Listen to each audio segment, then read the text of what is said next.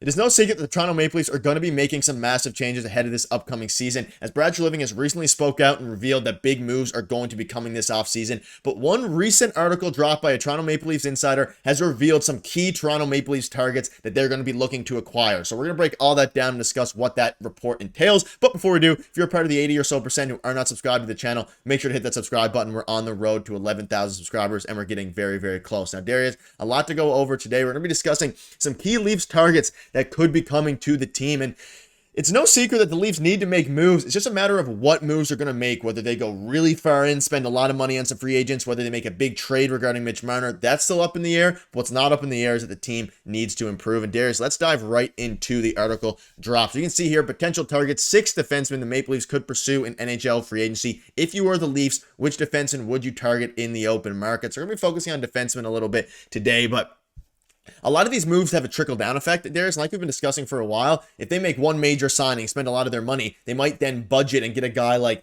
less expensive regarding goaltending. But let's just dive right into the first one here, and that's Brandon Montour. Darius, I'm going to let you take over for a second here. Brandon Montour is a guy we've spoke about on the channel a few times. He is a very good defenseman. You can see basically the article goes on to say that many question if Montour will continue to flourish under a system that's not the Florida Panthers, who are probably going to go make the cup. But it says the Leafs could make a lot of sense for the Florida Panthers defenseman, even though he is 30 years old and due for a major, major pay raise, Darius. And he is going to cost some money for the Toronto Maple Leafs. He put up 33 points this year. And even if, he was going to get a raise regardless, but if he goes and wins the cup, that's an instant tax right there for any team that's looking to acquire him.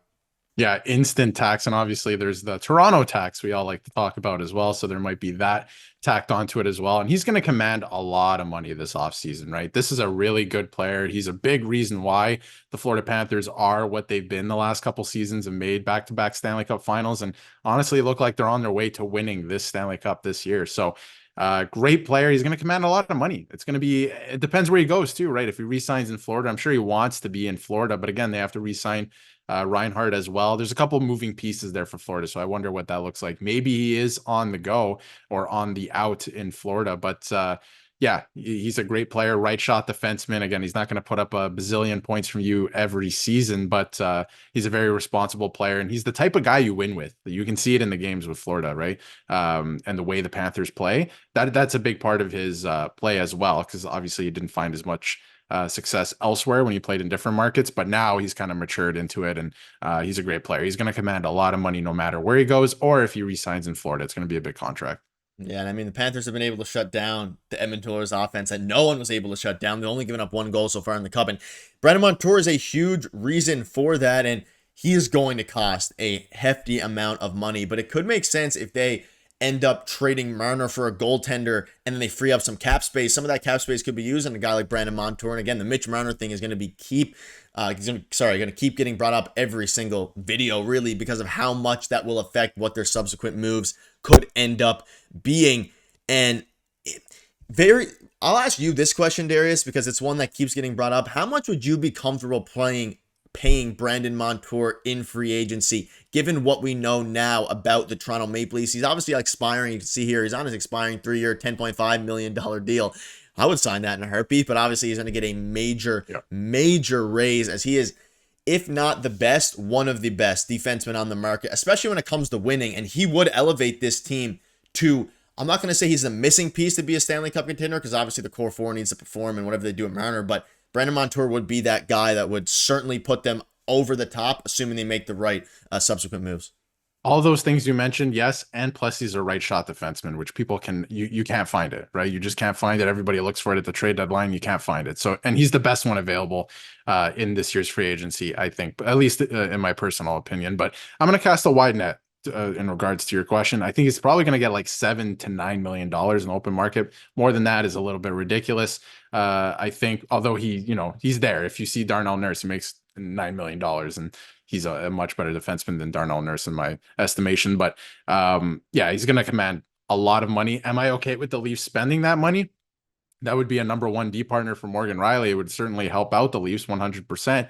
And they're going to spend that money elsewhere in free agency anyway, whether it be in forwards or other defensemen. you just wonder if you want to spend all your money in one place, right? And I think the Leafs might be wise to spread it out a little bit. So I don't know if that, it depends what he wants. And listen, he might end up staying in Florida anyway.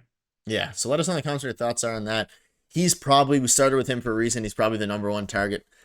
Not necessarily for the Leafs, because it might be a bit out of the realm of possibility depending on what they do, but definitely the guy that would contribute the most to the team now. And Darius, let's move on now to very familiar face, Nikita Zadorov here. And he is another guy that I think, again, we rewind back to the playoff run, or not the playoff run, sorry, the regular season when we made videos approaching the trade deadline. Nikita Zadorov was, in all of our minds, he was going to be a Toronto Maple Leaf, and then ultimately things changed, stuff happened. He went to Vancouver. I think Nikita Zadorov could fit. He's very good. He's 25 or 29 years of age, tried to get traded to the Maple Leafs. There was reports that he wanted to go to Toronto. Brad Treliving made his best bet. Kyle Dubas handcuffed Brad Treliving in previous years by getting rid of all their second round picks, so they ultimately couldn't pay more, because the Flames ended up trading him for, I believe it was a third and a fifth or something like that. But the Leafs tax, they need to pay more. Obviously, Brad Treliving just left the Flames, so it would have had to beat the offer that the Vancouver Canucks gave, which they didn't.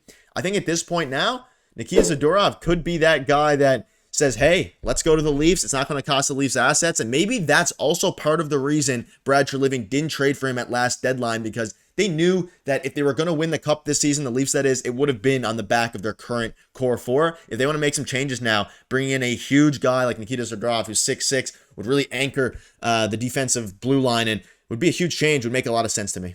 I think it's a big mix of things. I don't think Calgary wants to trade with Toronto at all because of Brad Treliving. I think that's, the number one thing between the Flames and the Leafs. I think the other thing too is the Leafs would have had to give up a little bit more than other teams in that trade scenario. And Brad Treliving said, you know what, forget it. I don't really see it working.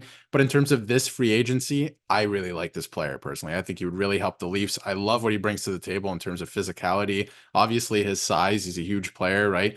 Leafs need more of that in the back end. We saw that with like Edmondson, who's going to test free agency. We haven't really talked about that on the channel too much, but he could be on the way out as well. So you would have to fill that role. He's going to make a lot more than he did on his previous contract this year because of what he brought to the table for both Calgary and Vancouver. And, obviously did a great job in Vancouver, even scored a couple goals, which he's not known for at all.